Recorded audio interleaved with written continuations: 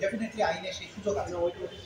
এখন ট্রাইব্যুনাল এবং তদন্ত সংস্থা এখানে যদি আমাদের কাছে সরাসরি কি অভিযোগ করে তাহলে সুবিধা হয় সেটা তদন্ত করার জন্য। এর বাইরেও যেহেতু যে সমস্ত সাক্ষ্য প্রমাণ আদালতে উপস্থাপিত হয়েছে, ব্যক্তির বিরুদ্ধে যে সমস্ত সাক্ষ্য প্রমাণ আসছে, সেই সব সাক্ষ্য প্রমাণের মধ্যেও দল হিসেবে সেই সময় ক্ষমতাসীন যে দল ছিল আওয়ামী লীগ, তার সহযোগী সংগঠন হিসেবে যুবলীগ, ছাত্রলীগ, স্বেচ্ছাসেবক লীগ, 14 দল, তাদের সম্পৃক্ততার অকাট্য প্রমাণ কিন্তু আদালতে আসছে। সুতরাং এই সিদ্ধান্ত নেবার সুযোগ আছে। আমরা এখনো সিদ্ধান্ত নেই, দেখা যাক, আমরা এটা নিয়ে ভাববো। এটা নিয়ে ভাবার পরে এবং যদি যারা ব্যক্তির পরিবার তারা যদি দল হিসেবে কেউ এদের বিচারের জন্য আসেন তাহলে হয়তো আরও বিষয়টা সহজ হতে পারে।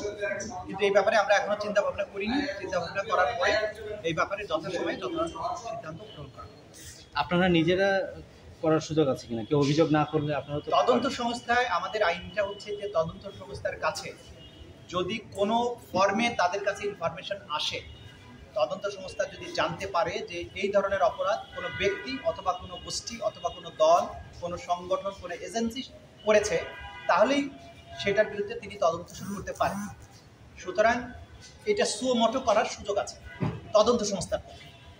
তো এর বাইরেও কিন্তু এই সুমোটো সুযোগ থাকার পরেও ভিকটিম পরিবার এবং সারা বাংলাদেশে যারা আন্দোলনে অংশগ্রহণ করেছিলেন তারা কিন্তু সরাসরি অভিযোগ নিয়েও এসেছেন, তারা সাক্ষীও দিয়েছেন, সেটার ভিত্তিতেও তদন্ত হয়েছে। দু ধরনের পথই উন্মুক্ত আছে।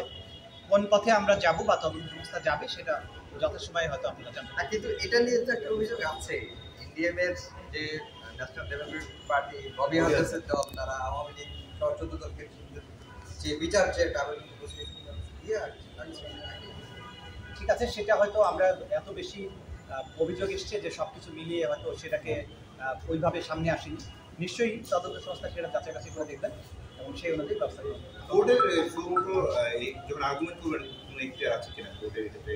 সুমোটো ব্যক্তির বিচার করতে গিয়ে যদি কোনো সংগঠনের ব্যাপারে কোনো স্পেসিফিক ফাইন্ডিং আদালতের সামনে আসে, আদালত সে ব্যাপারে প্রয়োজনীয় আদেশ দিতে পারে।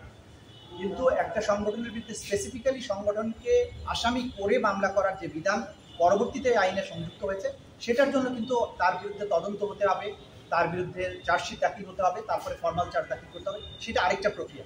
কিন্তু ব্যক্তির বিচারের মধ্যে কোনো সংগঠনের সম্পৃক্ততা আসতেই পারে, সেই সময় সেই সংগঠনের ব্যাপারেও কিন্তু আদালত ফাইন্ডিং দিতে পারে।